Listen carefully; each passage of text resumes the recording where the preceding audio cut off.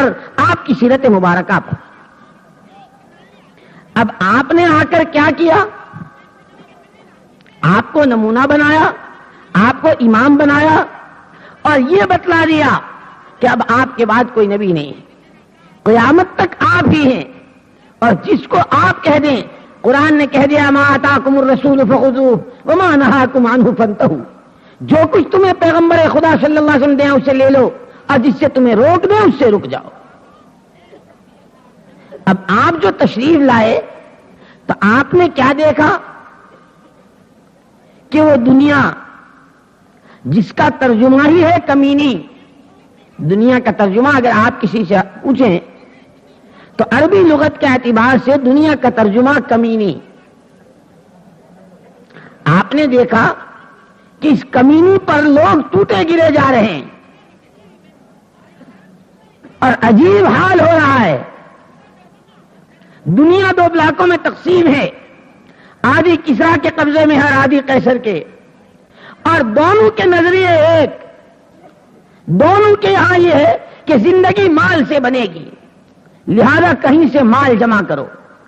عوام کا یہی ذہن، خواص کا یہی ذہن، عمرا کا یہی ذہن، حکام کا یہی ذہن، غریبوں کا یہی ذہن، مردوں کا یہی ذہن، عورتوں کا یہی ذہن، مزدوروں کا یہی ذہن، کارخانے داروں کا یہی ذہن، ہر طبقے کا یہی ذہن تھا کہ زندگی مال سے بنے گی۔ اور جب سب کا ذہن مال سے زندگی بننے کا تھا تو ہر ایک مال کے جمع کرنے اور مال کے بٹورنے پر تلا ہوا تھا، جس راستے سے مل جائے۔ اب دنیا میں ظلم تھا، ستم ظریفیاں تھی، قتل و غارت تھی، خوریزیاں تھی، انسانی ناموس کو بالائے طاق رکھا جا چکا تھا، حیا اور شرم، انسانیت اور آدمیت، اس کا نام و نشان ختم ہو چکا تھا، اور یہ سب دنیا کی وجہ سے اور مال کی وجہ سے۔ حضرت رسول پاک صلی اللہ علیہ وسلم نے اس کا نقصان بتلایا کہ یہ بالکل اسی طرح ہے جس طرح بچہ انگیٹھی کے انگارے کو، اس کے اندر کے رنگوں کو دیکھ کر اس پر جھپکتا ہے، اس پر لپکتا ہے، اس پر گرتا ہے، لیکن اسے معلوم نہیں ہے کہ یہ اگر پکڑ لیا تو کس طرح آبلے اٹھیں گے، اور جب وہ آبلہ ایک ایک کر کے پھوٹے گا تو وہ اس میں کتنی جلن ہوگی، اور کس طرح چیخے گا اور چلائے گا، اور کتنا پریشان حال ہوگا۔ اور اگر یہ آگ لگ گئی رخسار کو، یہ آگ لگ گئی ناک کو، یہ آگ لگ گئی کان کو، آگ لگ گئی پیٹ کو، اور لگ گئی پیٹھ کو، اور لگ گئی ران کو، تو پورا بدن، اور اگر پورے بدن میں لگ گئی تو یہ جل کر خاک ہو جائے گا۔ لیکن یہ ہے کہ ان شعلوں کے رنگوں کو دیکھ کر لپکتا ہے۔ بالکل اسی طرح پوری دنیا کا انسان دنیا کی چمک دمک کو دیکھ کر، اس کی شیرینی اور حلاوت کو دیکھ کر، اس کے مٹھاس کو دیکھ کر، اور اس کے اندر کی چمک دمک کو دیکھ کر، مشرق بھی اور مغرب بھی، شمال بھی اور جنوب بھی، عوام بھی اور خواص بھی، عورتیں بھی اور مرد بھی، جوان بھی اور بوڑھے بھی، اور تاجر بھی اور کاشتکار بھی، حکام بھی اور محکوم بھی، ہر ایک اس پر گرے چلے جا رہے ہیں۔ اب جناب رسول پاک صلی اللہ علیہ وسلم نے اس کے نقصانات بتلائے۔ تم جس کو نفع کی چیز سمجھ رہے ہو یہ کتنی نقصان دہ ہے، یہ دنیا دنیا ہے، یہ کمینی ہے، آج تک جس نے اس کو منہ لگایا ہے اس نے کسی کے ساتھ وفا نہیں کی ہے۔ قارون اس دنیا ہی کی وجہ سے دھسایا گیا ہے، فرعون دنیا ہی کی وجہ سے غرق آب ہوا ہے، کسریٰ اور قیصر اسی کی وجہ سے تباہ ہوئے ہیں، یزدجرد اور مقوقس اسی کی وجہ سے تباہ ہوئے ہیں، قوم عاد، قوم سمود اور عمالقہ اور تمام بڑی بڑی قومیں اسی کی وجہ سے تباہ و برباد ہوئی ہے۔ الا فاتقوا الدنیا واتقوا النساء۔ آپ نے مختلف مواقع پر مختلف انداز سے دنیا کی حقیقت کھول دی۔ کہیں فرمایا اذا عظمت امتی الدنیا نزعت منها ہیبۃ الاسلام، میری امت جب دنیا کو بڑی چیز سمجھنے لگے گی تو اسلام کی ہیبت اس کے اندر سے نکال لی جائے گی۔ کہیں کہا تعداد بہت زیادہ ہوگی لیکن غثاء کا غثاء السیل، ایسے جیسے سمندر کا جھاگ. کس وجہ سے؟ کیا تھوڑے ہوں گے؟ نہیں ہوں گے بہت، لیکن 2 بیماریاں تمہیں لگ گئی ہوں گی، حب الدنیا و کراہیت الموت.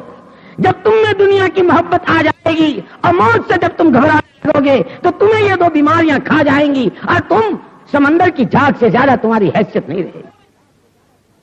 کبھی دنیا کی حقیقت آپ نے اس طرح کھولی کہ آپ تشریف لے جا رہے ہیں، ایک کوڑی پر بکری کا مرا پھولا پھٹا کن کٹا بچہ پڑا ہے. توقف فرمایا، آپ نے فرمایا صحابہ سے تم میں سے کون اس کو خریدتا ہے؟ اب پھولا بھی پھٹا بھی کن کٹا بھی تمام عیب اس میں سے بدبو اٹھ رہی. صحابہ ناک پکڑ، اے اللہ کے رسول اسے خریدنا، کوئی مفت بھی دے تو ہم اس کو لینے کو تیار نہیں. فرمایا حضرت رسول پاک صلی اللہ علیہ وسلم نے جتنا یہ بکری کا مرا پھولا پھٹا کن کٹا بچہ تمہاری نگاہ میں احوال ذلیل ہے، 7 زمین و آسمان اور اس میں جو کچھ ہے یہ اس سے زیادہ ذلیل ہے خدا کی نگاہ میں. اب آپ نے مختلف انداز سے دنیا کی حقیقت بیان کی، انسانوں کی سمجھ میں جوں جوں آتا چلا گیا اب اس سے بچنا.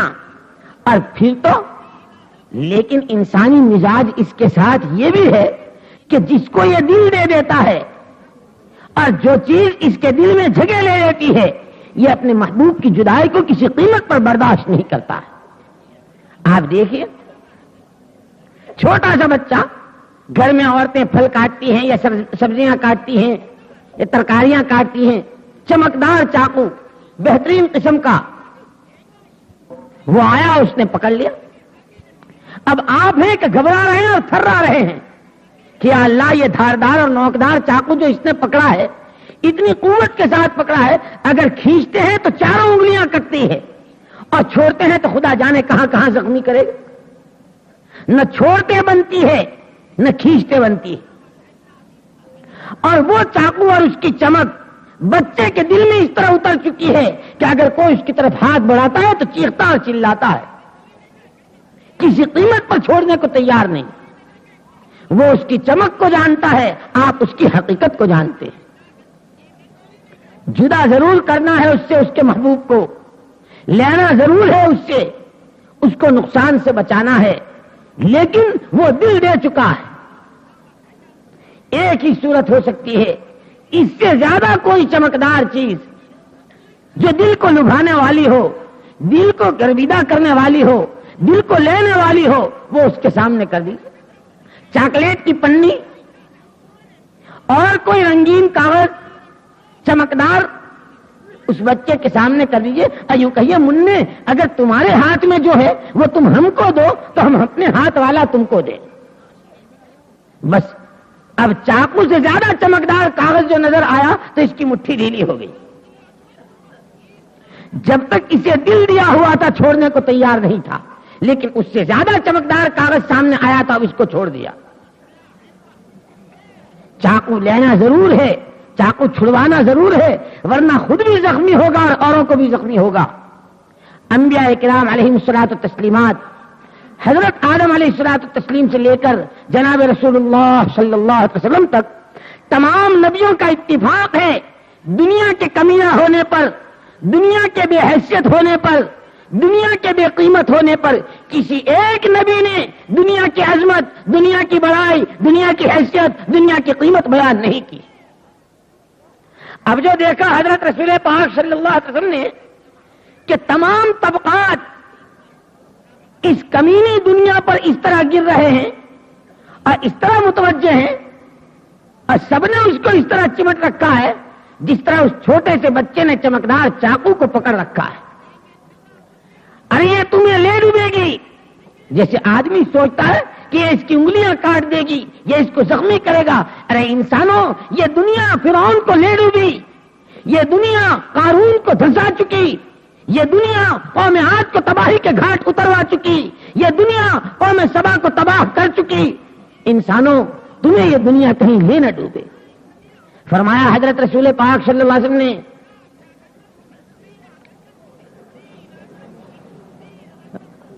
مل فقر اخشا علیکم ولكن اخشى عليكم ان تبسط الدنيا كما بسطت على من كان قبلكم فتنافسوها كما تنافسوها فتهلككم كما اهلكتهم الا فاتقوا الدنيا واتقوا النساء. مجھے تم پر فقر و فاقے اور تمہاری فاقہ مستی کا خطرہ نہیں ہے، خطرہ اس کا ہے کہ دنیا تم پر ایسی کھول دی جائے اور ایسی پھیلا دی جائے جیسے تم سے پہلوں پر پھیلائی گئی تھی، پھر تمہیں تمہاری دنیا اس طرح لے ڈوبے جیسے ان کو ان کی دنیا لے ڈوبی تھی. الا فاتقوا الدنیا. اتنا واضح بیان کیا آپ نے دنیا کی حقیقت کو کہ لوگوں کی سمجھ میں آتا چلا گیا. لیکن وہ چاقو تو آدمی جب چھوڑتا ہے، جب بچہ جب چھوڑتا ہے، جب اس کے سامنے کوئی چمکدار کاغذ بھی ہو. اس دنیا اور اس کے سامانوں کے مقابلے میں حضرت رسول پاک صلی اللہ علیہ وسلم نے اعمال کی قیمت، اس کے فضائل، اس پر خدا جو کچھ دیں گے، آخرت، اس کا ثبات، اس کا ہمیشہ رہنا، جنت کی نعمتیں، اس کو اتنا کھولا کہ پھر تو لوگ چیزوں کو بھول گئے. وہی عرب تھے جو ایک شراب کے جام پر اور ایک اونٹنی اگر کسی کے پانی کے چشمے پر پانی پی لیتی تھی تو اس پر 20 سال تک قتل و غارت ہوا کرتی تھی اور انسانی خون پانی کی طرح بہتا تھا. لیکن جب اعمال کی قیمت سمجھ میں آئی تو اب جان دے رہے ہیں لیکن پانی نہیں پی رہے ہیں. میرے بھائی کو پلاؤ، میرے بھائی کو پلاؤ، میرے بھائی کو پلاؤ.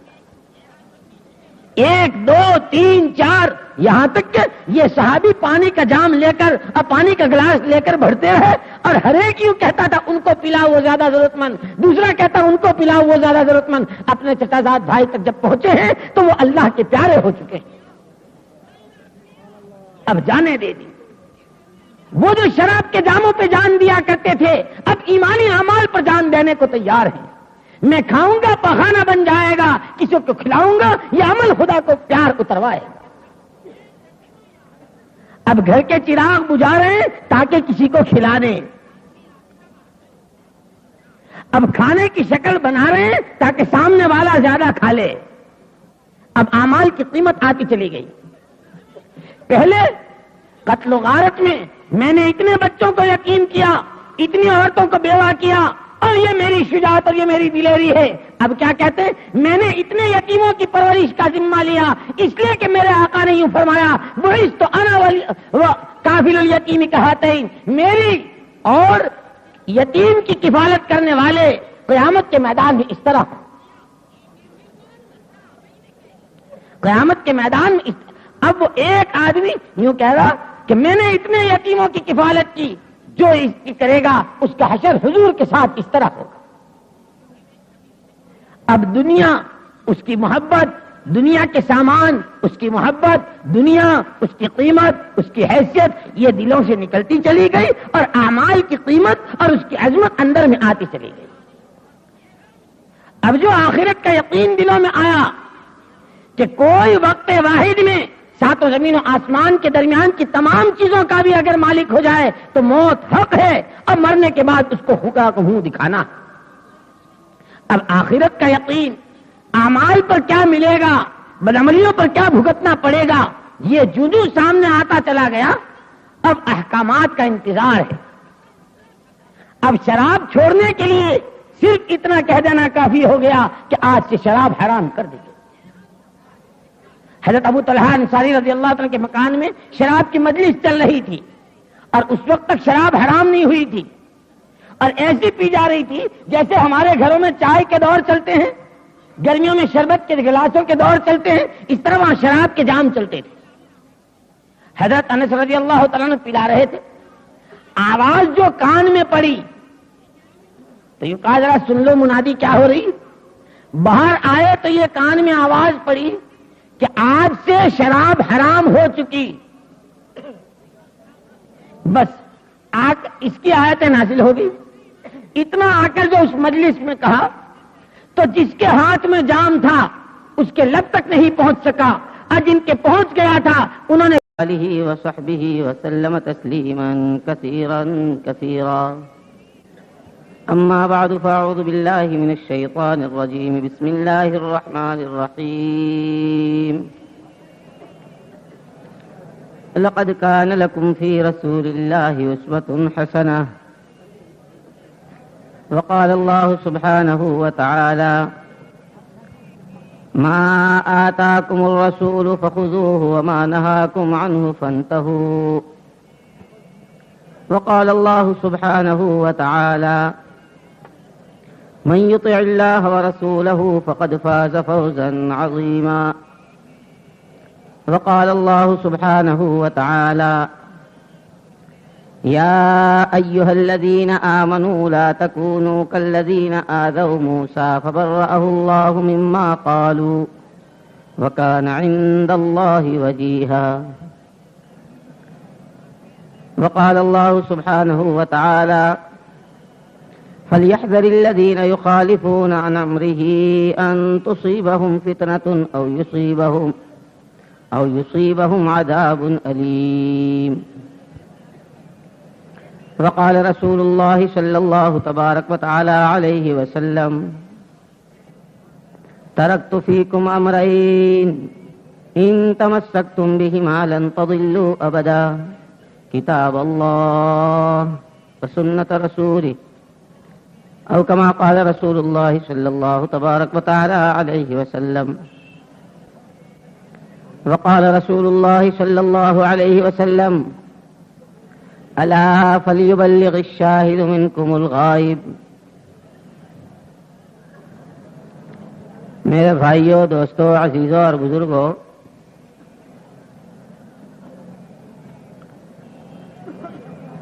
اللہ جل جلالہ عم نوالہ نے اس انسان کو اشرف المخلوقات بنایا ہے،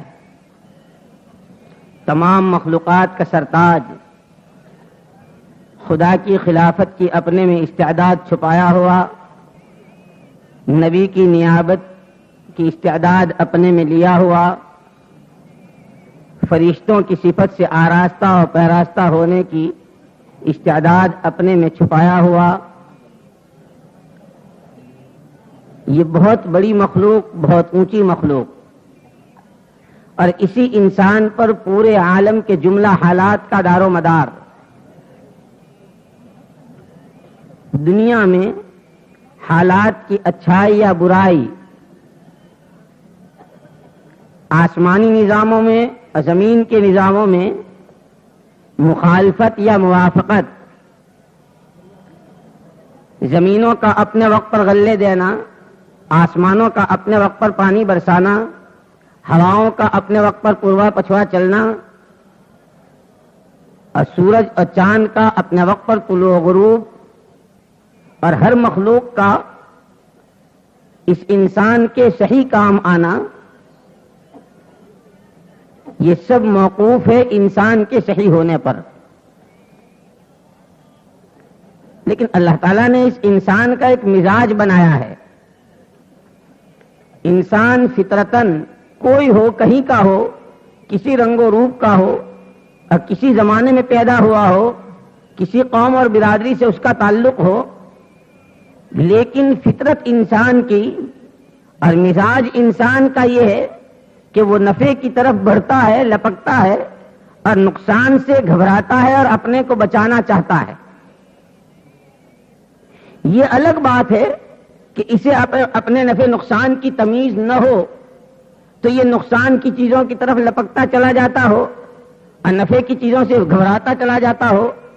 لیکن ساتھ کے ساتھ یہ بھی طے ہے کہ جس دن اس پر یہ بات روشن ہو جاتی ہے اور جس دن اس پر یہ بات عیاں اور واضح ہو جاتی ہے کہ یہ نفع ہے، یہ نقصان ہے، تو کوئی انسان جس کا دماغی توازن صحیح ہو، جس کے عقل و خرد صحیح ہو، اور جس کی سمجھ بوجھ صحیح ہو، کوئی ایک متنفس اس کو گوارا نہیں کرے گا کہ اپنے لیے نقصان کو پسند کرے اور نفع سے اپنے آپ کو بچائے. ہاں، جس کا دماغی توازن خراب ہو گیا ہو، جس کی عقل کی چولیں ہل گئی ہو، اور جو بیچارہ معذور و مجبور ہو گیا ہو، اسے تمیز نہیں رہتی کہ نفع کیا اور نقصان کیا. وہ کبھی کیلے کی پھلی کا چھلکا کھاتا ہے اور گودے کو پھینکتا ہے، مونگ پھلی کے دانے پھینکتا ہے، چھلکے کھاتا ہے، جیب میں سے روپیوں کے نوٹ نکال کے پھاڑتا اور پھینکتا ہے، اور راستے میں سے سگریٹ کی ڈبیاں لے کر اس کے اس کی پنی اور اس کے ٹکڑے کر کے اس کو 100 کے اور 200 کے نوٹ بنا کر جیب میں ڈالتا ہے. لیکن جس میں عقل بوجھ ہوتی ہے اور جس میں سمجھ ہوتی ہے وہ ان پر ہنستے ہیں کہ بیچارہ معذور ہے, بیچارہ مجنون ہے, بیچارہ دیوانہ ہے, اور بیچارہ کا عقلی توازن اور دماغی توازن برقرار نہیں. ورنہ انسانی فطرت, انسانی مزاج یہ ہے کہ یہ نفع کی چیز کو چاہتا ہے, اپنے لیے عزت چاہتا ہے, اپنے لیے احترام چاہتا ہے, بلندی چاہتا ہے, کامیابی چاہتا ہے, اور جتنی نفع کی شکلیں ہیں ان سب کو اپنے لیے پسند کرتا ہے. ایک معصوم بچہ جو ابھی گھٹنوں کے بل چل رہا ہے, جو ابھی اپنی توتلی زبان سے اماں ابا کا تلفظ صحیح نہیں ادا کر پا رہا, اور جو چچا ماموں کے درمیان تمیز نہیں کر پا رہا, اور رشتے ناتوں کو اچھی طرح پہچانتا نہیں, وہ بھی نفع کی طرف لپکتا ہے اور نقصان سے بچنا چاہتا ہے. یہ الگ بات ہے کہ اپنے بچپنے کی وجہ سے, اپنی کم عقلی کی وجہ سے, اپنی نادانی کی وجہ سے اور اپنی کم فہمی کی وجہ سے وہ نقصان کی چیز کو نفع کی سمجھ کر لپکتا ہو اور نفع کی چیز کو نقصان کی سمجھ کے اس سے گھبراتا ہو. لیکن جب اس پر بھی یہ بات واضح ہو جاتی ہے کہ اس میں میرا نفع ہے اور اس میں میرا نقصان, تو وہ بھی نقصان سے گھبراتا ہے. دیکھا ہوگا آپ نے بچوں کو, سردیوں کا موسم آ رہا ہے, جب کڑاکے کی سردیاں ہوں گی, اب جب گھر گھر میں ہیٹر جلیں گے اور گھر گھر میں انگیٹھیاں جلیں گی اور ان میں وہ شعلے اٹھیں گے, اور ان شعلوں میں وہ جو مختلف قسم کے رنگ بنتے ہیں, نیلا بھی ہے, ہرا بھی ہے, گلابی بھی ہے, سرخ بھی ہے, وہ جو رنگ اٹھتے ہیں, ان رنگوں کو, اس کی چمک دمک کو دیکھ کر بچہ اس کی طرف لپکتا ہے اور چاہتا ہے کہ ہیٹر کی راڈ کو پکڑ لے, انگیٹھی کے اس شعلے کو ہاتھ میں لے لے. اور ہر چند آپ اسے سمجھانے کی کوشش کرتے ہیں, آپ سمجھے ہوئے ہیں کہ اس میں سراسر نقصان ہے, لیکن بچے کو رنگ برنگ کی چیزیں چاہیے, وہ اس کے دل کو لبھانے والی ہے, وہ اس میں اپنی کامیابی سمجھ رہا ہے, وہ اس میں اپنے دل کا بہلاؤ سمجھ رہا ہے, وہ اس میں اپنے لیے آگے بڑھنا اور نفع کی شکل سمجھ رہا ہے. اس لیے آپ ہر چند اسے سمجھاتے ہیں, وہ آگے بڑھتا ہے. اگر آپ اسے روکتے ہیں تو وہ چیختا ہے, چلاتا ہے, ہاتھ پیر مارتا ہے, کسی طرح آپ کے قابو سے باہر ہونے کی کوشش کرتا ہے. لیکن یہ سب حرکتیں بچے کی اس وقت تک ہے جب تک وہ آگ کے انگارے کو اپنے لیے نفع کی شکل سمجھا ہوا ہے, جب تک وہ ہیٹر کی راڈ کو اور اس کے تار کو اپنے لیے نفع کی شکل سمجھا ہوا ہے. لیکن آپ اس کے لیے نقصان ثابت کر دیں. اب بچہ وہ گرامر پڑھا ہوا نہیں, وہ انگریزی پڑھا ہوا نہیں, وہ لغت پڑھا ہوا نہیں, اور وہ مختلف قسم کے علوم پڑھا ہوا نہیں, اس کی تو ساری زبان اشارے ہیں.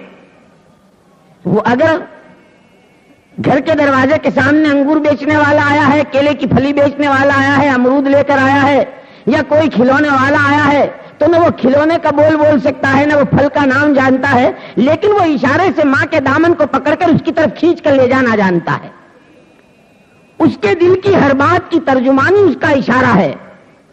اس کے پیٹ کے درد کی, اس کی بھوک کا, اس کی پیاس کی, اس کی تکلیف کی, اس کی راحت کی, اس کی خوشی کی, ہر ایک کی ترجمانی اس کا اشارہ کرتا ہے. ابا کے آنے سے خوش ہوتا ہے تو تالیاں بجاتا ہے, کسی کی آمد پر خوش ہوتا ہے تو بہت خوش تالیاں بجاتا ہے اور عجیب طرح سے وہ اچھلنے اور کودنے لگتا ہے. اور اگر ڈاکٹر اور نائی اور ان سے وہ گھبراتا ہے, ڈرتا ہے, تو ان کے آنے سے کس طرح چیختا اور چلاتا ہے. وہ زبان نہیں جانتا, لیکن اس کے اندر کی ہر تکلیف اور راحت کا ترجمان اس کا اشارہ ہے.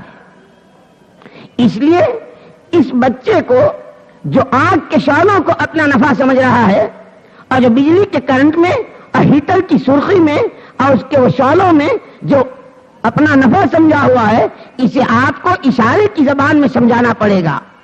آپ تھوڑی سی سسکاریاں لیجئے, ہاں جل جاؤ گے, بھن جاؤ گے, آبلے پڑ جائیں گے. آپ ایسا منظر قائم کریں کہ جس سے وہ یہ سمجھے کہ یہ جس کی طرف میں لپک رہا ہوں یہ میرے لیے نقصان دہ. پھر آپ دیکھیے ایک انچ آگے سرکنے کو تیار نہیں. اب تو اگر آپ اس کو انگیٹھی کے پاس پکڑ کر کے بھی لے جاتے ہیں تو وہ گھبراتا ہے. یہ بڑھ رہا تھا اس وقت تک جب تک کہ وہ جلتی انگیٹھی اور اس کے اندر کے شعلوں کو اپنے لیے کھلونا سمجھ رہا تھا.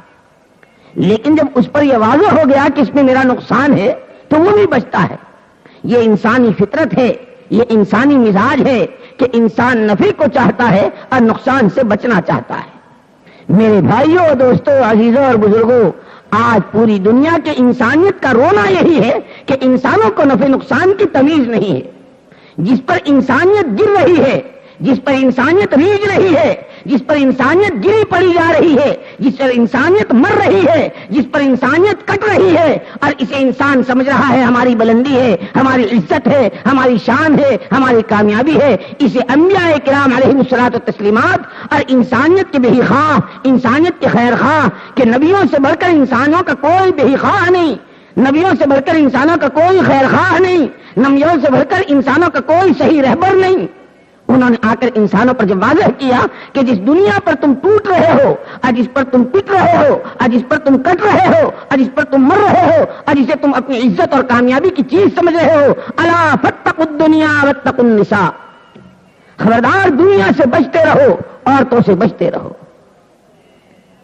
آج پوری دنیا کا انسان، مشرق کا ہو یا مغرب کا، شمال کا ہو یا جنوب کا، پڑھا لکھا ہو یا ان پڑھ، دیہات کا ہو یا شہر کا، اور کسی طبقے سے اس کا تعلق ہو، تجارت پیشہ ہو یا کاشتکار، حاکم ہو یا محکوم، عوام سے تعلق ہو یا خواص سے، کسی شعبے سے تعلق ہو، ہر ایک اپنے لیے نفع چاہتا ہے اور ہر ایک اپنے کو نقصان سے بچانا چاہتا ہے۔ لیکن پہلے یہ معلوم کرنا پڑے گا کہ نفع کی چیز کیا ہے اور نقصان کی چیز کیا ہے۔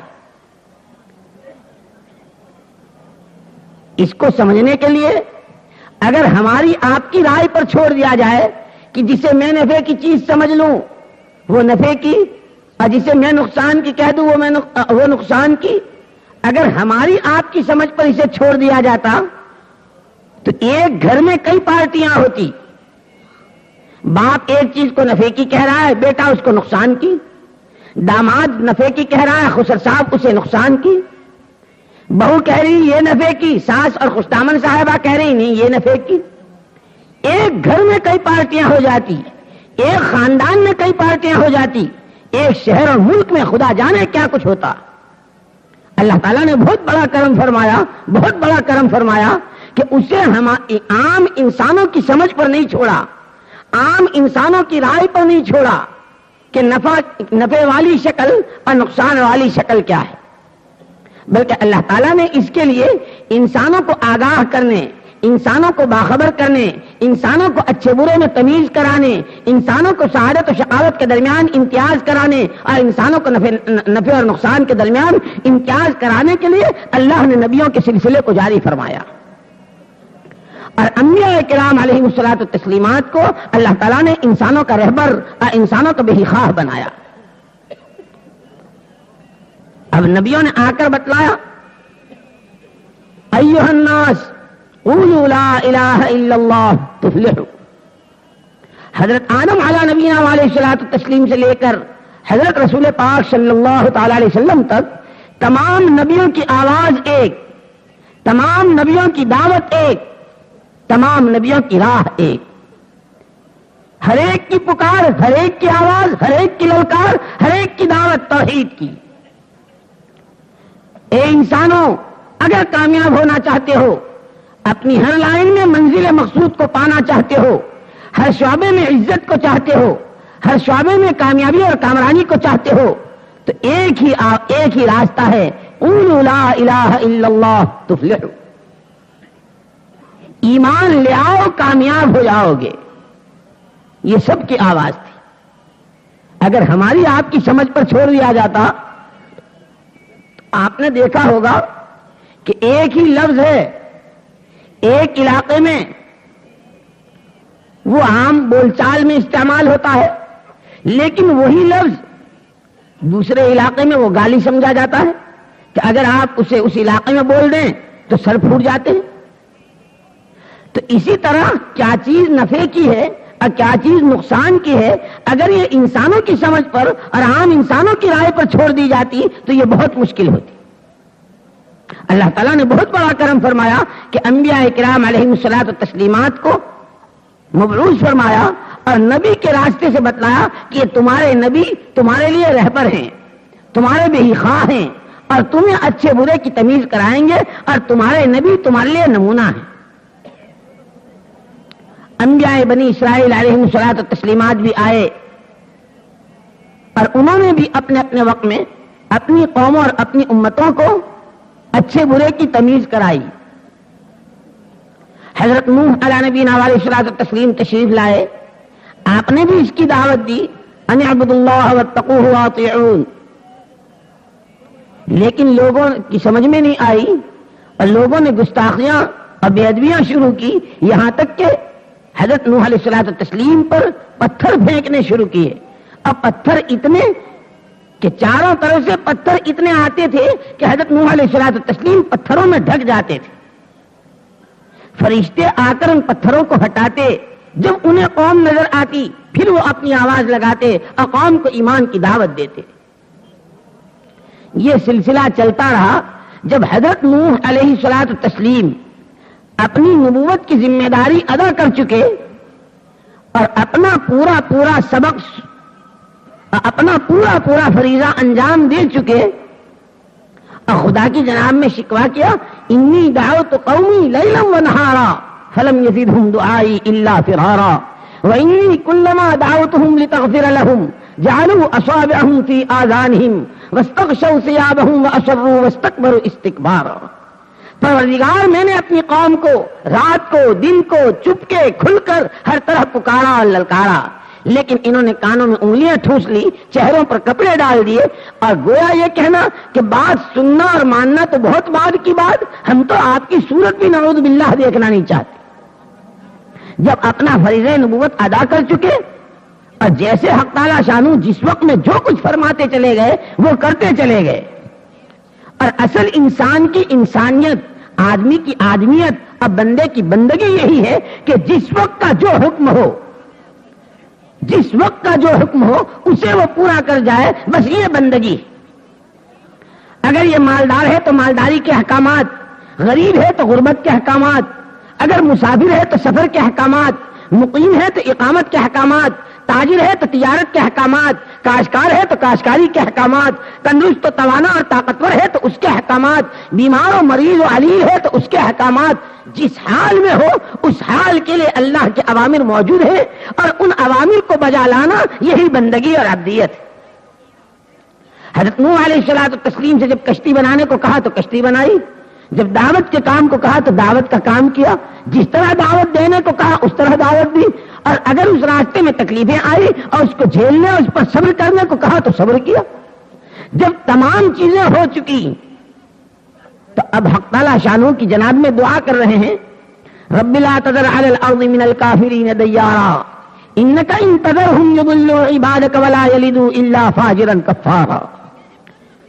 پروردگار، ان بے ایمانوں اور تیرے ناپرستاروں کے ان میں کا ایک دانہ، ان کا ایک بیج بچنے نہ پائے، اگر یہ بچ گئے اور ان میں کا ایک بھی رہ گیا تو اس سے پھر جو درخت، ارے گندم سے گندم ہی اگے گا اور کانٹے سے کانٹے ہی اگیں گے، اور جس کا بیج ہوگا اس سے وہی آئے گا، لہذا یہ آئیں گے تو تیری مخلوق کو اور ستائیں گے۔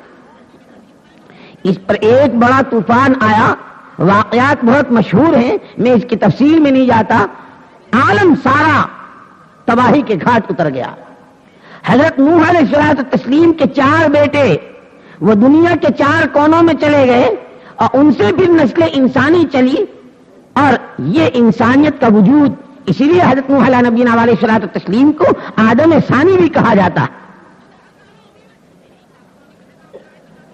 یہ سلسلہ چلتا رہا، ہر زمانے میں نبی آتے اور انسانوں کو نفع نقصان کی تمیز کراتے، تم جسے نفع سمجھ رہے ہو وہ نفع کی چیز نہیں، اور تم جسے نقصان کی چیز سمجھ رہے ہو وہ نقصان کی چیز نہیں، نبی جس کو کہہ دے یہ نفع ہے اور یہ نقصان کی چیز ہے، وہ نفع اور نقصان کی چیز ہے۔ یہ سلسلہ چلتا رہا، اخیر میں حضرت عیسیٰ علیہ نبینا علیہ الصلوۃ والتسلیم تشریف لائے۔ آپ نے اپنا کام کیا، لیکن ہمارے آپ کے عقیدے کے مطابق جب آپ کو زندہ آسمان پر اٹھا لیا گیا تو بیچ میں ایک بہت بڑا فترت کا زمانہ اور بہت بڑا وقفہ ایسا آیا کہ روئے زمین پر کوئی نبی نہیں، روئے زمین پر کوئی پیغمبر نہیں، وہ زمین پر انسانوں کو اچھے برے میں تمیز کرانے والا کوئی نہیں۔ نتیجہ یہ تھا کہ اگر حضرت عیسیٰ علیہ الصلوۃ والتسلیم کے زندہ آسمان پر اٹھا لیے جانے کے بعد اور سرکار دو عالم صلی اللہ علیہ وسلم کی بعثت سے پہلے کا بیچ کا 650 سال کا عرصہ اگر اس کی تاریخ کا آپ مطالعہ کریں تو انسانوں نے انتہائی نقصان کی اور انتہائی ذلت کی، انتہائی خواری کی، انتہائی پستی کی اور انسانیت اور آدمیت کو شرما دینے والی چیزوں کو اپنے لیے عزت اور بلندی کی سمجھ رکھی تھی۔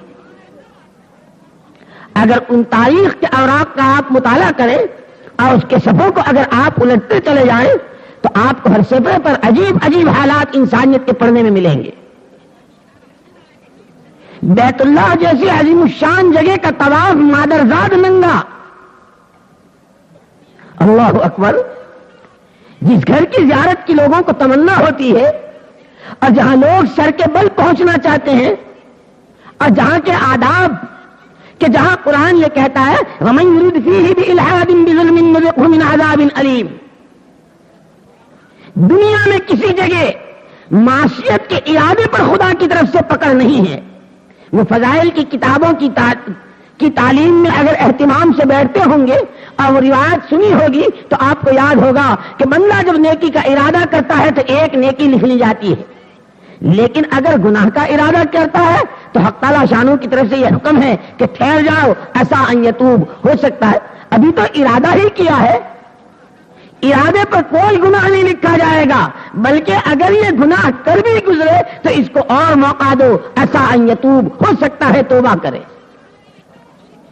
لیکن مکے کا تقدس، بیت اللہ کی بزرگی اور وہاں کی عظمت کی بات یہ ہے کہ وَمَن يُرِدْ فِيهِ بِإِلْحَادٍ بِظُلْمٍ نُذِقْهُ مِنْ عَذَابٍ أَلِيمٍ، جو اس جگہ میں اگر کسی معصیت کا ارادہ بھی کرے گا تو ہم اس کو عذاب علیم چکھائیں گے۔ جہاں کی یہ عظمت ہو وہاں کا طواف مادرزاد ننگا ہو کر، اور وہاں کی نمازیں کیا تھی؟ وَمَا كَانَ صَلَاتُهُمْ عِندَ الْبَيْتِ إِلَّا مُكَاءً وَتَصْدِيَةً، بیت اللہ کے پاس کی ان کی نمازیں سیٹیاں بجانا، تالیاں پیٹنا، مادرزاد ننگے طواف کرنا، انسانیت سے گری ہوئی حرکتیں اس وقفے میں ملتی ہیں۔ انسان کو مارتا ہے، اس کی کھوپڑی کا پیالہ نکالتا ہے، اس میں اسی مرے ہوئے کا خون بھر کے پیتا ہے اور اپنی شجاعت، اپنی دلیری اور بہادری کے ڈنکے بجاتا ہے۔ نو مولود ابھی جنی ہوئی بچی کو ماں باپ اپنے ہاتھ سے زندہ درگور کرتے ہیں۔ ایک عجیب سیاہ تاریخ جس کو قرآن نے ان الفاظ میں کہا ہے وَكُنْتُمْ عَلَى شَفَا حُفْرَةٍ مِّنَ النَّارِ، کہ اس وقفے میں معصیتیں، گناہ، حکم عدولیاں اور خدا کے احکامات کو چھڑے چوک توڑنا، یہ کرتے کرتے پوری انسانیت جہنم کے کنارے کھڑی ہو چکی تھی۔ اللہ نے انسانیت پر ترس کھایا، اللہ نے اپنی مخلوق پر رحم کھایا اور ایک سراپا رحمت، سراپا نور، سراپا شفقت، وما ارسلناک الا رحمتا للعالمین وما ارسلناک الا کافۃ للناس بشیرا ونذیرا، حضرت رسول پاک صلی اللہ علیہ وسلم کو مبعوث فرمایا، اور آپ کو جو مبعوث فرمایا تو ایسا کہ آپ سے پہلے جتنے نبی آئے، آپ کی نبوت میں اور انبیاء سابقین کی نبوت میں جو فرق تھا کہ ان کی نبوتیں اور ان کا دائرہ محنت محدود تھا، کوئی ایک قوم کے لیے، کوئی ایک علاقے کے لیے، کوئی ایک محدود زمانے کے لیے اور کوئی چند ایک گھرانے کے لیے محدود طریقے سے ان کی نبوتیں تھیں۔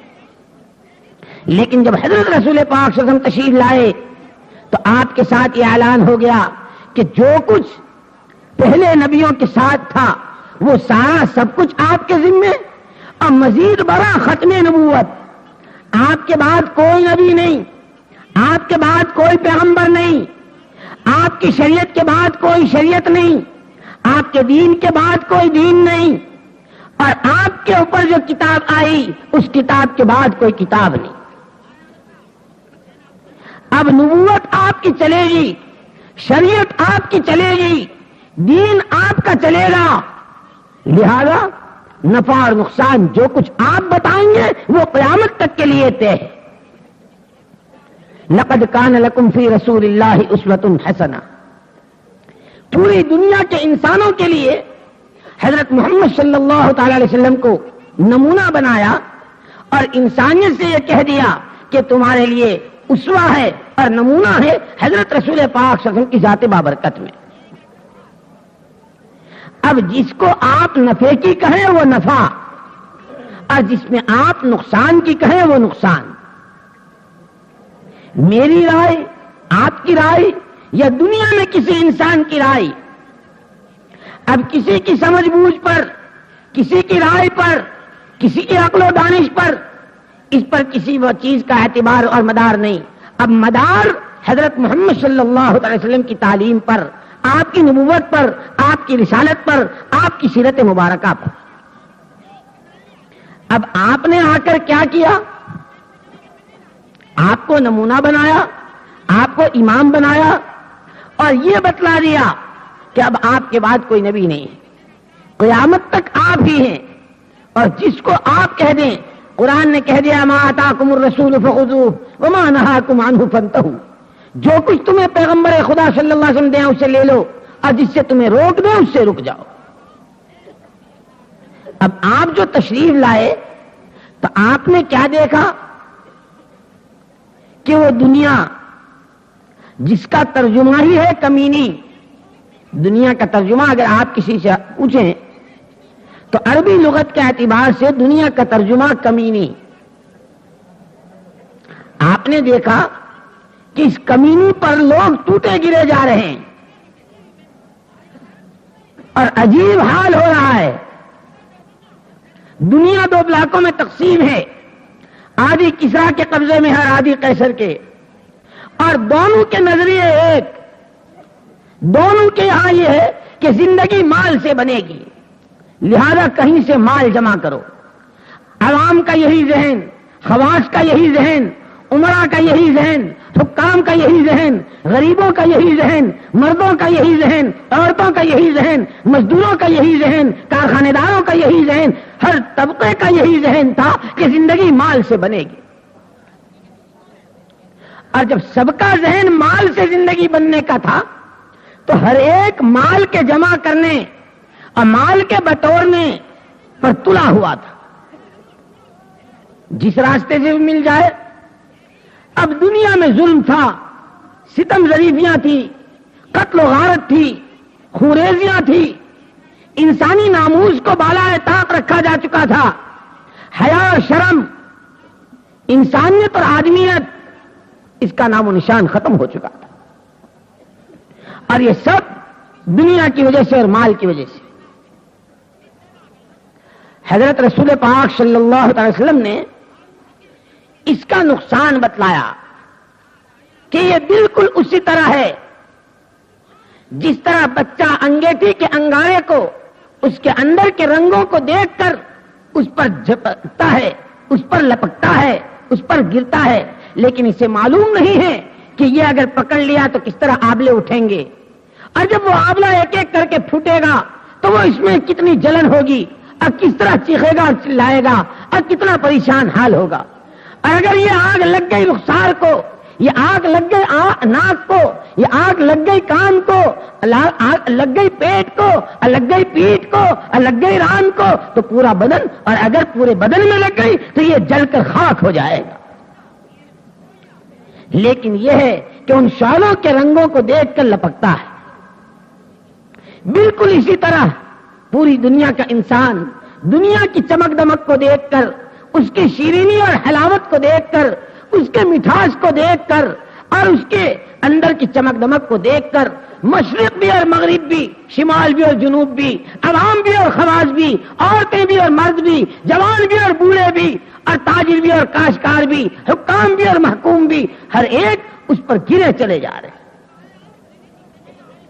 اب جناب رسول پاک صلی اللہ علیہ وسلم نے اس کے نقصانات بتلائے. تم جس کو نفع کی چیز سمجھ رہے ہو یہ کتنی نقصان دہ ہے، یہ دنیا دنیا ہے، یہ کمینی ہے. آج تک جس نے اس کو منہ لگایا ہے اس نے کسی کے ساتھ وفا نہیں کی ہے. قارون اس دنیا ہی کی وجہ سے دھسایا گیا ہے فرعون دنیا ہی کی وجہ سے غرق آب ہوا ہے، کسریٰ اور قیصر اسی کی وجہ سے تباہ ہوئے ہیں، یزدجرد اور مقوقس اسی کی وجہ سے تباہ ہوئے ہیں، قوم عاد، قوم سمود اور عمالقہ اور تمام بڑی بڑی قومیں اسی کی وجہ سے تباہ و برباد ہوئی ہے۔ الا فاتقوا الدنیا واتقوا النساء۔ ایک آپ نے مختلف مواقع پر مختلف انداز سے دنیا کی حقیقت کھول دی۔ کہیں فرمایا اذا عظمت امت الدنیا نزعت منها ہیبت الاسلام، میری امت جب دنیا کو بڑی چیز سمجھنے لگے گی تو اسلام کی ہیبت اس کے اندر سے نکال لی جائے گی۔ کہیں کہا تعداد بہت زیادہ ہوگی لیکن غثاءً کا غثاء السیل، ایسے جیسے سمندر کا جھاگ۔ کس وجہ سے؟ کیا تھوڑے ہوں گے؟ نہیں ہوں گے بہت، لیکن دو بیماریاں تمہیں لگ گئی ہوں گی، حب الدنیا و کراہیت الموت۔ جب تم میں دنیا کی محبت آ جائے گی اور موت سے جب تم گھبرا لو گے تو تمہیں یہ دو بیماریاں کھا جائیں گی اور تم سمندر کی جھاگ سے زیادہ تمہاری حیثیت نہیں رہے گی۔ کبھی دنیا کی حقیقت آپ نے اس طرح کھولی کہ آپ تشریف لے جا رہے ہیں، ایک پوری پر بکری کا مرا پھولا پھٹا کن کٹا بچہ پڑا ہے۔ توقف فرمایا، آپ نے فرمایا صحابہ سے تم میں سے کون اس کو خریدتا ہے؟ اب پھولا بھی پھٹا بھی کن کٹا بھی تمام عیب اس میں سے بدبو اٹھ رہی۔ صحابہ ناک پکڑ، اے اللہ کے رسول اسے خریدنا، کوئی مفت بھی دے تو ہم اس کو لینے کو تیار نہیں۔ فرمایا حضرت رسول پاک صلی اللہ علیہ وسلم نے جتنا یہ بکری کا مرا پھولا پھٹا کن کٹا بچہ تمہاری نگاہ میں احوال ذلیل ہے، ساتوں زمین و آسمان اور اس میں جو کچھ ہے یہ اس سے زیادہ ذلیل ہے خدا کی نگاہ میں۔ اب آپ نے مختلف انداز سے دنیا کی حقیقت بیان کی، انسانوں کی سمجھ میں جوں جوں آتا چلا گیا اب اس سے بچنا۔ اور پھر تو لیکن انسانی مزاج اس کے ساتھ یہ بھی ہے کہ جس کو یہ دل دے دیتا ہے اور جو چیز اس کے دل میں جگہ لے لیتی ہے یہ اپنے محبوب کی جدائی کو کسی قیمت پر برداشت نہیں کرتا ہے۔ آپ دیکھیے چھوٹا سا بچہ، گھر میں عورتیں پھل کاٹتی ہیں یا سبزیاں کاٹتی ہیں یا ترکاریاں کاٹتی ہیں، چمکدار چاقو بہترین قسم کا وہ آیا، اس نے پکڑ لیا۔ اب آپ ہیں کہ گھبرا رہے ہیں اور تھرا رہے ہیں کہ اللہ یہ دھاردار اور نوکدار چاقو جو اس نے پکڑا ہے اتنی قوت کے ساتھ پکڑا ہے، اگر کھینچتے ہیں تو چاروں انگلیاں کٹتی ہے اور چھوڑتے ہیں تو خدا جانے کہاں کہاں زخمی کرے گا۔ نہ چھوڑتے بنتی ہے نہ کھینچتے بنتی ہے، اور وہ چاقو اور اس کی چمک بچے کے دل میں اس طرح اتر چکی ہے کہ اگر کوئی اس کی طرف ہاتھ بڑھاتا ہے تو چیختا اور چلاتا ہے، کسی قیمت پر چھوڑنے کو تیار نہیں۔ وہ اس کی چمک کو جانتا ہے، آپ اس کی حقیقت کو جانتے ہیں۔ جدا ضرور کرنا ہے اس سے، اس کے محبوب کو لینا ضرور ہے اس سے، اس کو نقصان سے بچانا ہے، لیکن وہ دل دے چکا ہے۔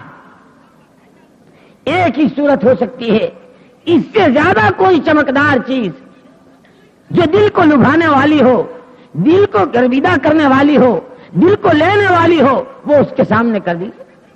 چاکلیٹ کی پنی اور کوئی رنگین کاغذ چمکدار اس بچے کے سامنے کر دیجئے اور یوں کہیے مننے اگر تمہارے ہاتھ میں جو ہے وہ تم ہم کو دو تو ہم اپنے ہاتھ والا تم کو دیں۔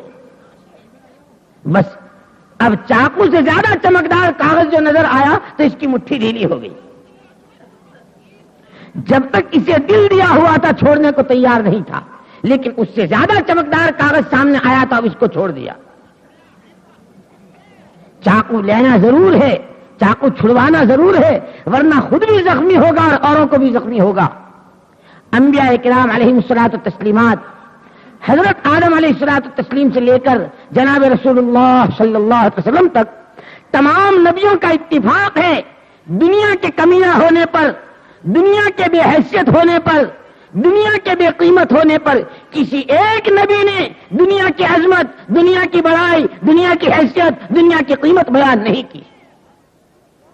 اب جو دیکھا حضرت رسول پاک صلی اللہ علیہ وسلم نے کہ تمام طبقات اس کمینی دنیا پر اس طرح گر رہے ہیں اور اس طرح متوجہ ہیں اور سب نے اس کو اس طرح چمٹ رکھا ہے جس طرح اس چھوٹے سے بچے نے چمکدار چاقو کو پکڑ رکھا ہے.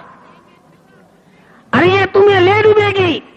جیسے آدمی سوچتا ہے کہ یہ اس کی انگلیاں کاٹ دے گی, یہ اس کو زخمی کرے گا. ارے انسانوں, یہ دنیا فرعون کو لے ڈوبی, یہ دنیا قارون کو دھنسا چکی, یہ دنیا قوم عاد کو تباہی کے گھاٹ اتروا چکی, یہ دنیا قوم سبا کو تباہ کر چکی. انسانوں, تمہیں یہ دنیا کہیں لے نہ ڈوبے. فرمایا حضرت رسول پاک صلی اللہ علیہ وسلم نے,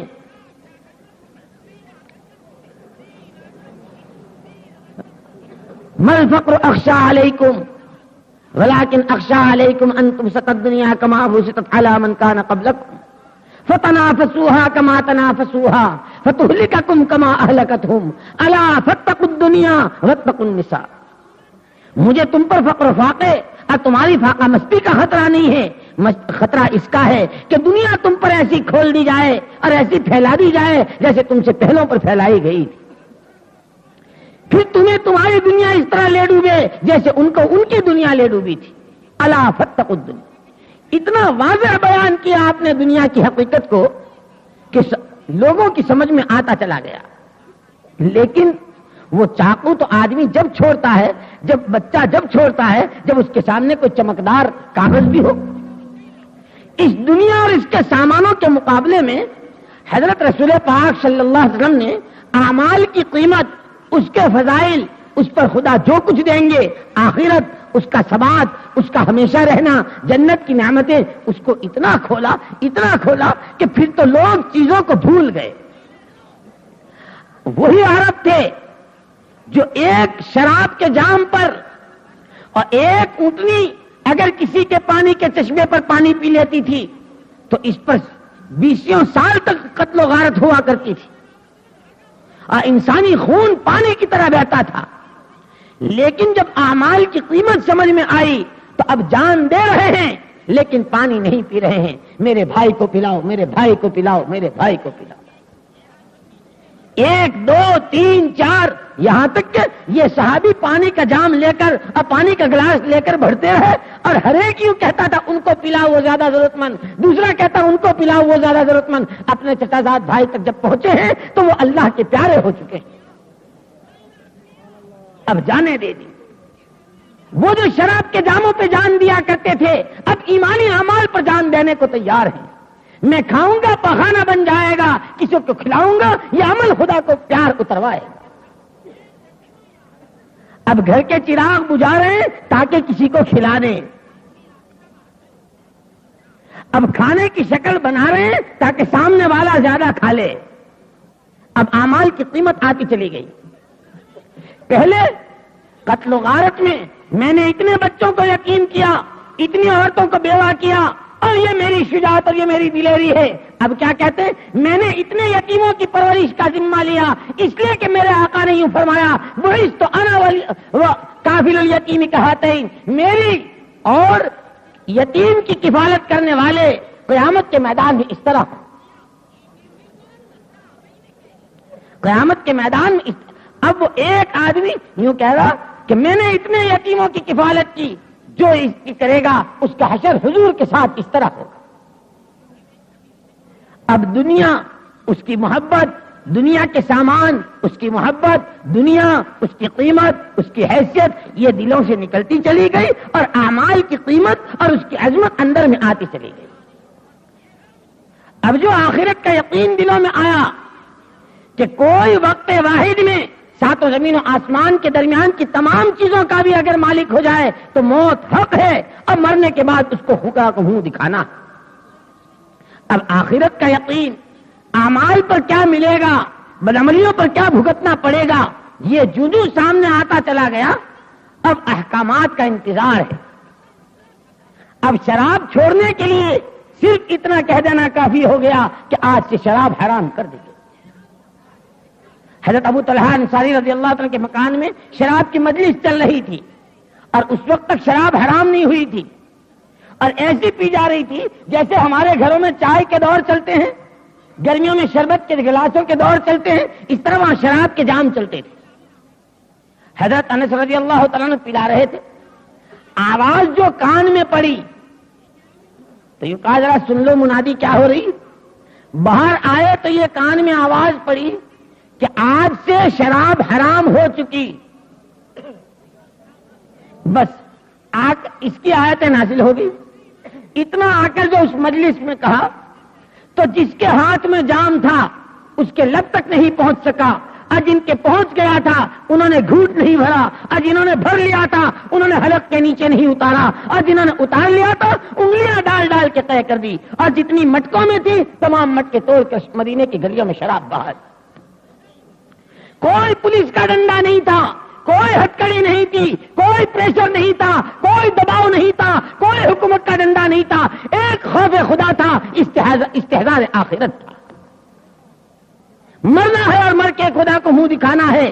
ایمان پر اور ایمانی اعمال پر یہ ملے گا، اب ایمانی اور بدعملی پر یہ بھگتنا پڑے گا. وہ سب سے بڑی طاقت تھی ایمان کی، جس نے بریک لگا دیا تھا، جو جہاں تھا وہیں کھڑا تھا. اب زندگی میں احکامات آ رہے ہیں.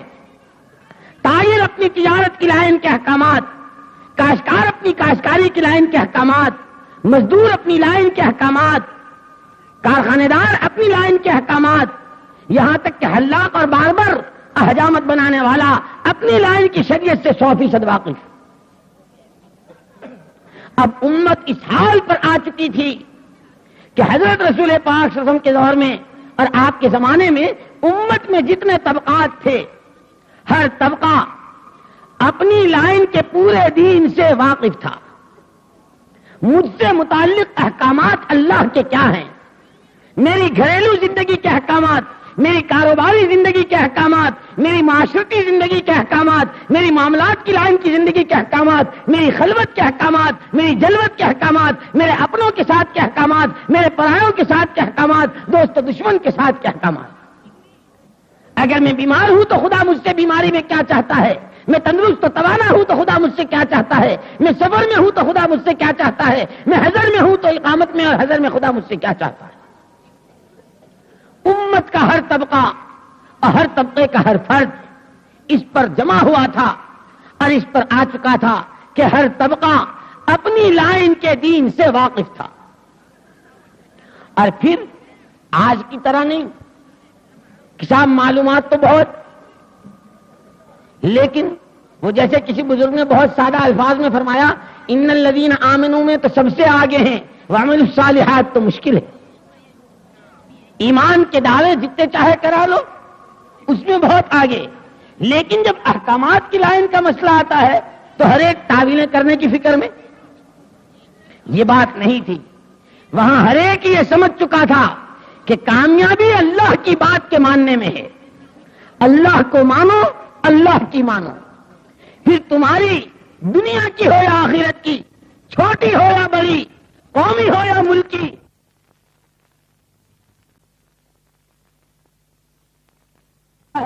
تو ہر ایک تعویلیں کرنے کی فکر میں. یہ بات نہیں تھی. وہاں ہر ایک یہ سمجھ چکا تھا کہ کامیابی اللہ کی بات کے ماننے میں ہے. اللہ کو مانو، اللہ کی مانو، پھر تمہاری دنیا کی ہو یا آخرت کی، چھوٹی ہو یا بڑی، قومی ہو یا ملکی، تمہاری ہر مشکل کا حل اللہ کے حکموں کے بجا لانے میں. یہ بات، یہ ایمان، یہ یقین دلوں کی گہرائیوں میں اتارا جا چکا تھا. ہر ایک اپنی لائن کے دین سے 100% واقف تھا. پھر واقفیت کے ساتھ اس پر عمل پیرا تھا. ہر ایک اپنی لائن میں خدا کے احکامات کو پورا کر رہا تھا. لیکن میرے بھائیوں، دوستوں، عزیزوں اور بزرگوں، چونکہ حضرت رسول پاک صلی اللہ علیہ وسلم کی امت میں ہونے کی خاص خصوصیت اس امت کو جو حاصل ہے، اس امت کے ذمے اپنی ذات سے دیندار بننا اور پوری دنیا کا انسان اس دین پر آئے جو دین انسانی تمام مشکلات کے حل کا ضامن ہے، اور اس نبی کا دامن تھامے جو نبی انسانوں کے لیے سراپا رحمت بن کر، سراپا نور بن کر، سراپا شفقت بن کر، سراپا خیرخواہ بن کر آئے ہیں. انسانیت پوری آپ کے پیچھے اور آپ کی تابعداری میں لگ جائے، یہ اس امت کے ذمے ہے. اس لیے صحابہ کرام رضوان اللہ اجمعین کو اگر آپ دیکھیں گے تو صرف اپنی نماز، اپنا روزہ، اپنا حج، اپنی زکوٰۃ اور اپنے فرائض اور اپنی کھیتی کے لائن کے احکامات، اپنی دینداری پر خاموش رہے ہوں اور اسی پر اکتفا کیا ہو، یہ بات آپ کو نہیں ملے گی۔ امت کا ہر طبقہ اپنی لائن کے دین سے واقفیت کے ساتھ اس پر عمل پیرا، اور عمل پیرا ہونے کے ساتھ اس دین کی دعوت کو لے کر چلنے والا ہر صحابی آپ کو ملے۔ کسی ایک صحابی کے بارے میں کوئی یہ بات ثابت نہیں کر سکتا کہ انہوں نے دعوت کا کام نہ کیا۔ میں بہت قوت کے ساتھ اس بات کو عرض کر رہا ہوں، کوئی اس کو ثابت نہیں کر سکتا کہ صحابی نے دعوت کا کام نہ کیا ہو۔ پھر یہ بات نہیں کہ صحابہ میں یہ طبقات نہیں تھے، صحابہ میں آپ کو تمام طبقات ملیں گے، ایسے طبقات ملیں گے کہ ایمان لانے کے دن سے دنیا سے رخصت ہونے والے دن تک انتہائی فقر و فاقے، افاقہ مستی کا حال تھا۔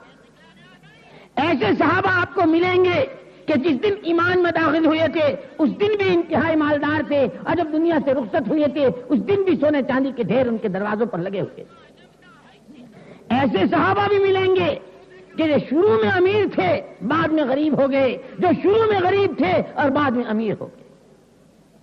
صحابہ میں آپ کو پیٹ کے معذور، پیٹھ کے معذور، ٹانگوں کے معذور، آنکھوں کے معذور، مختلف قسم کے معذور بھی ملیں گے، لیکن مال والے کو مال، بھوک والے کو بھوک، بیماری والے کو بیماری، اور عذر والے کو اس کی معذوری اور اس کا عذر، کسی کو اس کا کوئی حال دعوت کی محنت سے روک نہیں سکا ہے۔